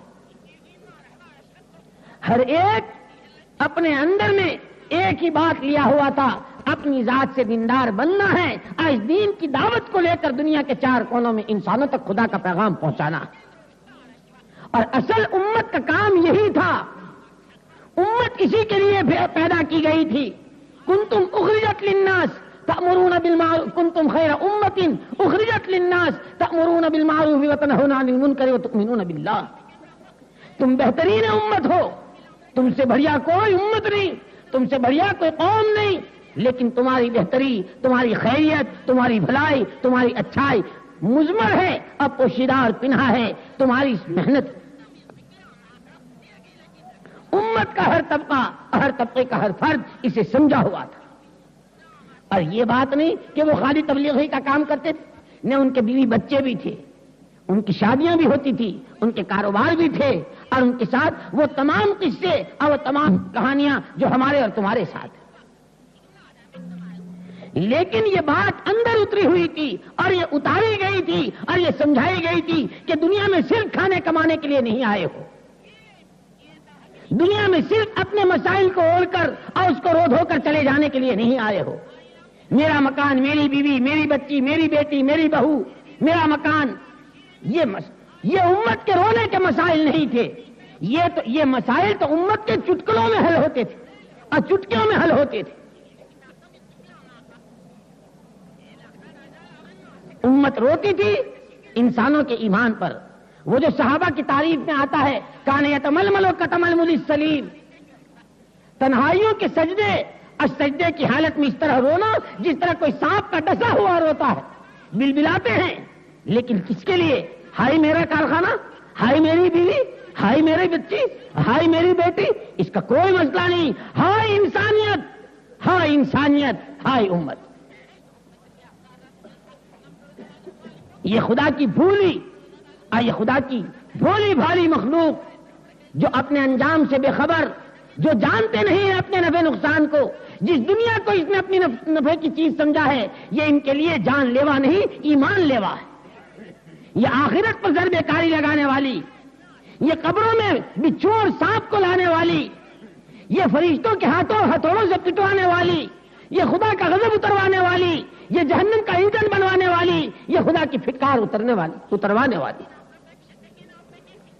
لیکن وہی بات کہ جس طرح بچہ انگارے کو اپنا کھلونا سمجھ کر آگے بڑھتا ہے، کون ہے جو ان کو سمجھائے کہ جس کو تم لپک رہے ہو اور جس پر تم گر رہے ہو اور جس پر تم مر رہے ہو اور جس پر تم لوٹ رہے ہو اور جس پر تم اپنی تمام انسانیت اور آدمیت کو، اپنے اخلاق کو، اپنے کردار کو، اپنی انسانی شرافتوں کو لٹا رہے ہو، انسانوں یہ تمہارے لیے قبر میں انگارے جلوانے والی ہے۔ لیکن جس طرح بچہ جب تک کہ اس کی سمجھ میں نہیں آتا، اگر اس کی چیز کی طرف ہاتھ بڑھاتے ہیں تو چیختا اور چلاتا ہے۔ آج بھی اگر کسی کے کندھے پر تشکیل کا ہاتھ رکھتے ہیں تو وہ چیخ مارتا ہے۔ 4 مہینے بیوی کو چھوڑ کر، بچوں کو چھوڑ کر، کارخانے کو چھوڑ کر، ملازمت کو چھوڑ کر، فلانی کو چھوڑ کر، اس لیے کہ ان کو دل دیا ہوا ہے۔ لیکن اگر یہ بات سمجھ میں آئے اور یہ اندر میں اتر جائے کہ یہ جتنوں میں ہم لگے ہوئے ہیں یہ ہماری زندگی کا مقصد نہیں تھا، یہ ہماری زندگی کی ضرورتیں تھیں۔ اصل ہمارا کام، اصل ہمارا فکر، اصل ہماری ذمہ داری، اصل ہمارا وظیفہ وہ دعوت کی محنت ہے۔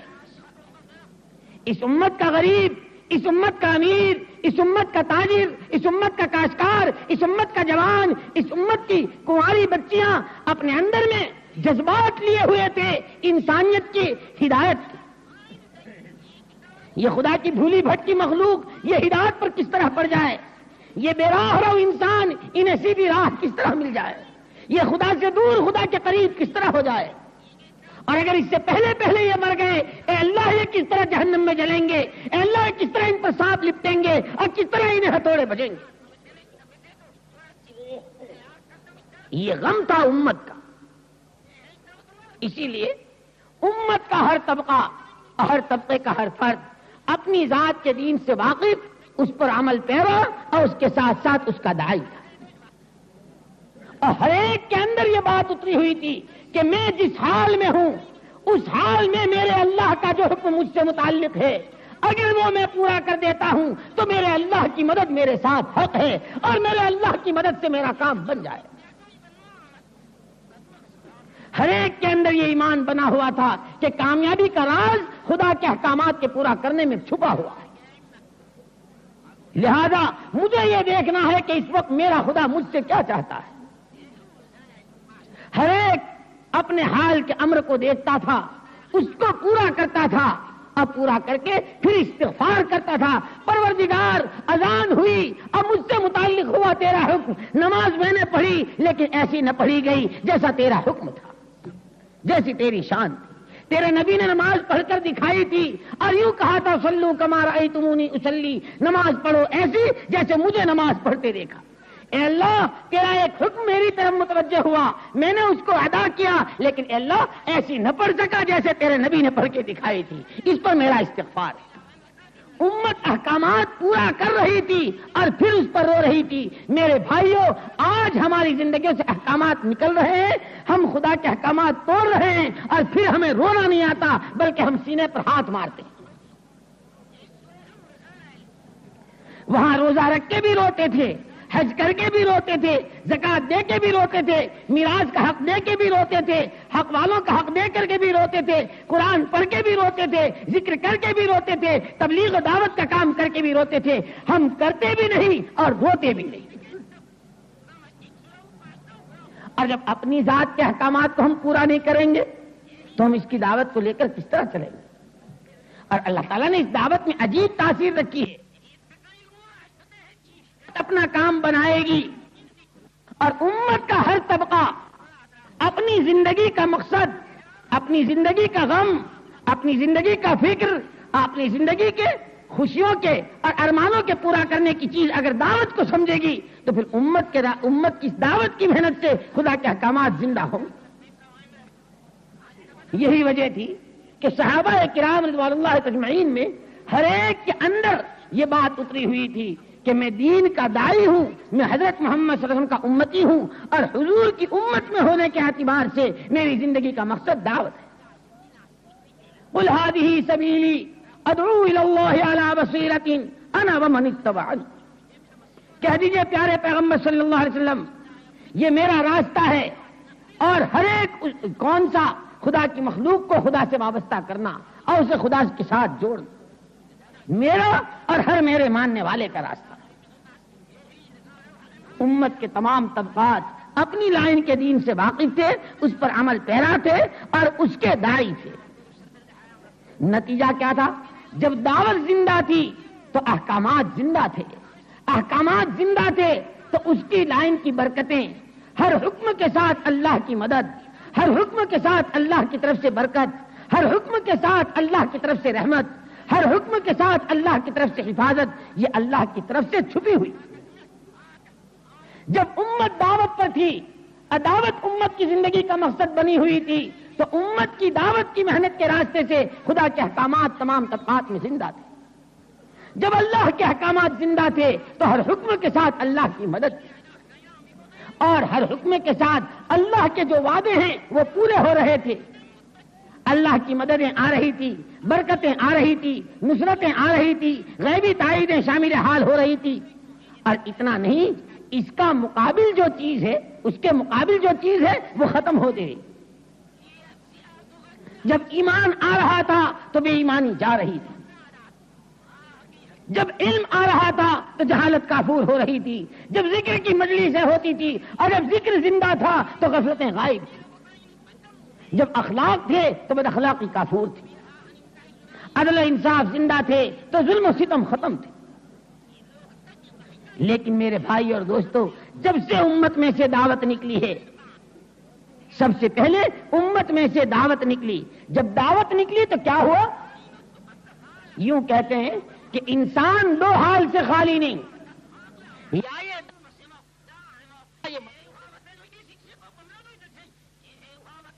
دعوت قبول کرے گا۔ اب میری اس بات کو سمجھنے کے لیے آسان سی مثال عرض کر دوں۔ آپ اپنے گھر میں بیٹھے ہوئے ہیں، نہ آپ کے یہاں کوئی تقریب ہے، نہ آپ کے یہاں کوئی ضیافت کا قصہ ہے، آپ بیٹھے ہوئے آتا ہے آپ سے کہتا آج ہمارے یہاں ولیمے کی تقریب ہے، آپ شامل ہو جائیں، شریک ہو جائیں۔ کوئی آتا ہے کہ صاحب آج ہمارے یہاں عقیقہ ہے، آپ آ جائیں۔ کوئی آتا ہے آج ہمارے یہاں مہمان ہیں، آپ بھی شریک ہو جائیں۔ دائیں سے بائیں سے آگے سے پیچھے سے جو آئے آپ کو بلا کے لے جا سکتا ہے، اس لیے کہ آپ کے گھر کوئی کسی کی دعوت ہو۔ لیکن اگر آپ کے ہاں کوئی تقریب ہے، آپ نے لوگوں کو مدعو کر رکھا ہے، آپ کے ہاں دعوت ہے، اگر کوئی آئے گا تو پہلے آپ کی کوشش یہ ہوگی کہ صاحب میرا آنا تو درکنار، میرا جی چاہتا آپ ہی آ کر کے شریک ہو جائیں اور ہمارے گھر کی زینت بنے۔ اس لیے کہ آپ کے پاس دعوت ہے تو آپ کو کوئی دعوت نہیں دے سکتا، لیکن آپ کے پاس دعوت نہیں ہے تو جو چاہے آپ کو دعوت دے سکتا ہے۔ میرے بھائیوں، میری اس بات کو ذرا سا غور سے اور فکر کے ساتھ اس کو سوچیں کہ جب سے حضرت محمد صلی اللہ علیہ وسلم والے اعمال کی دعوت، حضور والے دین کی دعوت، حضور کی شریعت کی دعوت، حضور کی معاشرت کی دعوت، حضور والے اخلاق کی دعوت، حضور والے علم کی دعوت، حضور والے راستے کی دعوت جب سے امت میں سے نکلی ہے، امت اس کے مقابلے کی تمام دعوتوں کو اپنے میں قبول کر چکی ہے۔ نبوت کی معاشرت کے خلاف معاشرت ہم میں آ چکی، ہم نے اپنی کوئی نبوت کی معاشرت کی دعوت نہیں چلائی۔ حضرت محمد صلی اللہ علیہ وسلم والے اخلاق کی دعوت ہم میں سے نکلی تو حضور کے دشمنوں والے اخلاق، ان کی والی عادات، چاہے اس کو نام جو دیا جائے، لیکن میں یہی کہوں گا کہ اگر کوئی پیشاب گلاب کی شیشی میں بھر کر اس پر لگا دے چٹ کہ صاحب یہ عطر گلاب ہے، تو پیشاب شیشی میں بھرنے سے گلاب نہیں بنتا۔ نت نئے نام اور نت نئے الفاظ اور اس کو استعمال کرنے سے بے حیائی حیا نہیں بن جاتی، بد اخلاقی اخلاق نہیں بن جاتے، حیوانیت و بہیمیت اور بے حیائی یہ شرافت اور انسانیت نہیں بن جاتی۔ بے حیائی ہے، جھوٹ جھوٹ ہے، سود سود ہے، ظلم ظلم ہے، اور عریانیت ہے، بہیمیت ہے، لاکھ اس کو نام بدل دیا جاتا ہے۔ امت میں سے جب اپنے نبی کی زندگی کی دعوت نکلی تو اس نے غیروں کی زندگی کی دعوت قبول کر دی۔ اور میں اور واضح الفاظ میں یہ کہہ سکتا ہوں کہ ہر شخص صبح بستر سے اٹھنے سے لے کر رات بستر پر لوٹنے تک اپنے 24 گھنٹے کا انداز لگا لے کہ آج صبح سے اٹھا، اس وقت جو میں نے مسواک کی وہ کون سی تھی؟ حضور والی تھی یا حضور کے دشمن کی تھی؟ میں نے کلی کی وہ کہاں کی؟ میں نے استنجا کیا وہ کس کے طریقے پر کیا؟ میں نے وضو کی تو کس طرح کی؟ میں نے ہاتھ منہ دھوئے تو کس طرح دھوئے؟ میں دسترخوان پر بیٹھا تو کس طرح بیٹھا؟ میں نے بچوں کو پیار کیا تو کس طرح کیا؟ میں بیوی سے ملا تو کس طرح ملا؟ میں گھر سے نکلا تو کس طرح نکلا، سنت کتنی تھی اور خلاف سنت کتنی تھی، کپڑا پہنا تو کون سا پہنا، کیسے پہنا، کسی سے ملاقات کی تو کیسے کی، نبوت کی روشنی میں کی اور نبوت کی تعلیم کی روشنی میں کی یا دشمن کی تعلیم کی روشنی میں کی۔ حضرت محمد صلی اللہ علیہ وسلم جو کچھ ہمیں دے کر گئے ہیں، ہمیں قرآن کا یہ حکم ہے، ما آتاکم الرسول فخذوہ وما نہاکم عنہ فانتہوا، جو کچھ تمہیں پیغمبر خدا صلی اللہ علیہ وسلم دے اسے لے لو۔ حضور ہمیں کیا دے کر گئے؟ خدا پاک کی قسم، حضور کی شریعت ایسی کامل، ایسی مکمل کہ بچے کے ماں کے پیٹ میں قرار پانے سے لے کر قیامت کے میدان کے جنت و دوزخ کے فیصلے تک ایک انسانی زندگی میں جتنی منزلیں آ سکتی ہے، ایک انسانی زندگی میں جتنے موڑ آ سکتے ہیں، ایک انسانی زندگی میں جتنی لائنیں آ سکتی ہے، تمام لائنوں میں کامل اور مکمل رہبری موجود ہے حضور کی شریعت میں۔ حضور ہمیں کسی کا غلام بنا کر، کسی کے حوالے کر کے اور ہمیں بے یار و مددگار چھوڑ کر تشریف نہیں لے گئے۔ ہمیں رحم مادر میں جب بچہ قرار پاتا ہے اس وقت سے لے کر خدا کے سامنے کی پیشی اور جنت و دوزخ کے فیصلے تک جو کچھ انسانی زندگی میں پیش آتا ہے، ہر قدم پر حضور کی رہبری موجود ہے۔ لیکن افسوس کہ ہم نے نہ خدا کو جانا اور پہچانا، نہ ہم نے اپنے نبی کو جانا اور پہچانا۔ ہم اس راہ پر پڑ گئے جس پر دنیا چیزوں کو جانتی ہے۔ ہم کپڑوں کو جانتے ہیں، ہم کیچڑوں کو جانتے ہیں، ہم لیدڑوں کو جانتے ہیں، ہم چمڑے اور کھالوں کے ٹکڑوں کو جانتے ہیں، ہم گوبر کے ٹوکروں کو جانتے ہیں، اور ہم انسانی اور جانوروں اور حیوانوں کے پاخانوں اور گوبروں کو جانتے ہیں۔ اللہ عافیت کے ساتھ اس بے حسی کی زندگی کو ہم میں سے ختم فرما دے۔ ہماری زندگی کا وظیفہ، ہماری زندگی کا مقصد، ہمارے دنیا میں آنے کا مقصد خدا پاک کی قسم وہ کھانا اور پینا اور مرمرا کے مٹی کا ڈھیر ہو جانا نہیں تھا۔ ہمیں خدا نے اشرف المخلوقات بنایا، اشرف المخلوقات بنا کر تمام نبیوں کے سردار کی امت میں پیدا کی۔ یہ امت وہ ہے کہ جس کے بارے میں حضور نے فرمایا لا نبی بعدی ولا امت بعدکم، میرے بعد کوئی نبی نہیں اور تمہارے بعد کوئی امت نہیں۔ یہ امت وہ امت ہے کہ جس کے میں پیغمبروں نے اپنی پیغمبری کے مقابلے میں نبوت میں ہونے کی خواہش کا اظہار کیا۔ یہ نبوت وہ نبوت ہے کہ حضرت موسیٰ علیہ الصلوۃ والتسلیم پر جب تورات اتری ہے تو پورا ایک پارہ اس نبوت کے اس امت کے فضائل میں اترا۔ اور یہی امت میرے بھائیوں، دوستوں، عزیزوں اور بزرگوں، جب حضرت رسول پاک صلی اللہ علیہ وسلم نے اپنی محنت کا میدان اس کو بنایا تھا تو اپنا سب کچھ اس امت پر لگایا تھا۔ اس امت ہی کے لیے آپ کے گھر کے چولہے بجھے تھے، اس امت ہی کے غم میں آپ کی شہزادی کی چھاتی کا دودھ خشک ہوا تھا، اور اس امت ہی کے لیے آپ کے لاڈلوں کو بجائے آپ کے لاڈلوں کو آپ اپنی زبان منہ میں دے کر چسواتے تھے۔ اس امت ہی کے لیے آپ کی پنگلیوں پر آرام آیا تھا، امت ہی کی وجہ سے آپ کے سر مبارک میں زخم ہوئے تھے، امت کی وجہ سے آپ کے پیٹ پر پتھر باندھے گئے تھے، اور امت کو آپ نے کہیں نہیں بھلایا۔ آپ نے ہر نماز کے بعد امت کے لیے دعا کی، عرفات کے میدان میں امت کے لیے دعا کی۔ دنیا سے آپ رخصت ہو رہے ہیں اور آپ اپنے کمرے میں ہیں، اپنے حجرے شریف میں ہیں، اور آپ کی تکلیف بڑھتی جا رہی ہے۔ آپ کے حجرے کے دروازے پر پردہ پڑا ہوا ہے، صحابہ کی صفیں مسجد میں لگی ہوئی ہیں، لیکن آپ فرما رہے ہیں پردہ ہٹا دو، امت کو ایک نظر دیکھتا جاؤں۔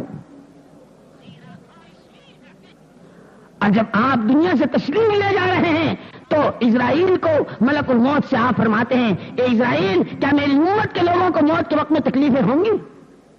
تو اسرائیل نے کہا جس کی جیسی زندگی ہوگی ہر ایک کے ساتھ اس کے اعتبار سے سختی اور نرمی ہوگی۔ جناب رسول اللہ صلی اللہ علیہ وسلم نے فرمایا اسرائیل، کیا یہ ممکن ہے کہ میری قیامت تک آنے والی پوری امت کے لوگوں کو ان کی سکرات میں جتنی تکلیف ہونے والی ہے وہ ساری جمع کر کے مجھے دے دی جائے اور میرے کسی امتی کو سکرات کی تکلیف نہ ہو؟ جس امت کو حضور نے دنیا سے رخصت ہونے کے وقت میں نہیں بھلایا اور قیامت میں یاد کرنے کا وعدہ کیا کہ تم مجھے حوض کوثر پر ملو گے، یا تم مجھے پرصراط کے پاس پاؤ گے، یا میزان عمل کے پاس پاؤ گے، اور جب آپ سجدہ فرمائیں گے حق تعالیٰ شامل فرمائیں گے ارفع راسک سر اٹھاتا، سر اٹھائیے، جو مانگیں گے دیا جائے گا۔ حضور اس وقت تک سر نہیں اٹھائیں گے جب تک اس امت کی بخشش کا فیصلہ نہیں ہو جائے گا۔ یہ امت بڑی قربانیوں کے بعد بنی تھی، اس امت کے لیے لاڑیاں شہید ہوئے تھے، اس امت کے لیے حضور کے گھر کے چولہے بجھے تھے، اس امت ہی کے لیے سب کچھ ہوا تھا، لیکن امت نے جب سے اپنا کام چھوڑا ہے، نہ امت دسترخوان پر حضور کو یاد کرتی ہے، نہ امت اپنی شادیوں میں حضور کو یاد کرتی ہے، نہ اپنی میت پہ حضور کو یاد کرتی ہے۔ ایک زندگی کی خواہش، ایک زندگی کے چوتلے، ایک اندر کی امنگیں، ایک اندر کے ارمان، ہم کھا لیں، ہم پی لیں، ہم پہن لیں، ہم اوڑھ لیں، ہم مالدار ہو جائیں، ہم رئیس ہو جائیں۔ میرے بھائیوں، دوستوں، عزیزوں اور بزرگوں، دنیا اتنی ملے گی جتنا ہمارا مقدر ہے، لیکن آج اس پورے مجمع سے یہ بات عرض کر رہا ہوں، خدا مجھے بھی توفیق دے، خدا آپ کو بھی توفیق دے، اس کے ارادے کریں، اس کے حوصلے اور اس کا اظہار کریں کہ ہم دنیا میں صرف کھانے کمانے کے لیے نہیں آئے، دعوت ہماری زندگی کا مقصد اولین ہوگا۔ ہم کھانے سے، کمانے سے، شادیوں سے، کاروبار سے، فیکٹریز اور انڈسٹریز کے چلانے سے منع نہیں کرتے، لیکن یہ تمام جھمیلے، یہ تمام مشغلے، یہ تمام کاروبار یہ ثانوی درجے کے ہیں۔ امت کا فرض منصبی اور امت کی زندگی کا مقصد خدا کی بھولی بھٹ کی مخلوق کو دعوت دینا اور خدا سے آشنا کرنا۔ اپنی لائن کا دین ہر ایک کی زندگی میں آ رہا ہو اور اپنی لائن کی دینداری کے ساتھ ہر ایک دین کا داعی بن رہا ہو، یہ اس امت کا فرض منصبی ہے۔ چوری کرنا بے شک گناہ ہے، بدکاری بے شک کبیرہ میں سے ہے، اور سود اور جھوٹ بڑے بڑے گناہ ہیں، لیکن میرے بھائیوں اور دوستوں یاد رکھنا، امت کو حضرت رسول پاک صلی اللہ علیہ وسلم دنیا سے رخصت ہونے کے وقت میں جو بارے گرا اور جو امانت عرفات کے میدان میں سپرد کر گئے تھے، اس محنت میں کمی یہ امت کا سب سے بڑا جرم ہے۔ جب امت میں دعوت زندہ تھی، احکامات زندہ تھے، معروفات زندہ تھی، منکرات سب مٹے ہوئے تھے۔ اگر کسی بشیر کی وجہ سے اگر کوئی برائی ہو بھی گئی تو اسے چین نہیں آتا تھا، تب تو وہ توبہ نہیں کر لیتا تھا۔ کسی کو اپنے مکان کا دروازہ رکھنے کی ضرورت نہیں تھی، اس لیے کہ امن تھا، چین تھا، سکون تھا، پیار تھا، محبت تھی۔ اور یہ ایمان کی میراث ہے، ایمانی اعمال کی میراث ہے جو خدا دیا کرتے ہیں۔ ان الذین آمنوا وعملوا الصالحات سیجعل لهم الرحمن ودا۔ جب ایمان آتا ہے تو امن آتا ہے، جب ایمان آتا ہے تو پیار آتا ہے، جب ایمان آتا ہے تو شانتی اور سلامتی آتی ہے، جب ایمان آتا ہے تو محبت مودت آتی ہے، جب ایمان آتا ہے تو برکتیں آسمان سے اترتی ہے، جب ایمان آتا ہے تو قدسی طاقتیں آسمان سے زمینوں پر آتی ہے، جب ایمان آتا ہے تو جھوٹ کافور ہوتا ہے، جب ایمان آتا ہے تو سود مٹ جاتا ہے، جب ایمان آتا ہے تو ہر باطل کے پرخچے اڑ جاتے ہیں۔ ایمان اپنی میراث دیے بغیر نہیں رہتا، لیکن ایمان ہمارا کمزور ہو گیا، عمل ہم میں سے نکل گئے، ہم غیروں کے مدعو ہو گئے، نہ ہم پہ دعوت رہی، نہ ہم پہ علم رہا، نہ ہم پہ عمل رہا۔ اللہ ہمارے قصوروں کو معاف فرمائے اور اس محنت کو ہمیں اپنی زندگی کا مقصد بنانے کی توفیق نصیب فرمائے۔ کھائیں، کمائیں، پہنیں، اوڑھیں، کاروبار کریں، ممانعت نہیں ہے، لیکن اس امت کی زندگی کا مقصد یہ دعوت ہے۔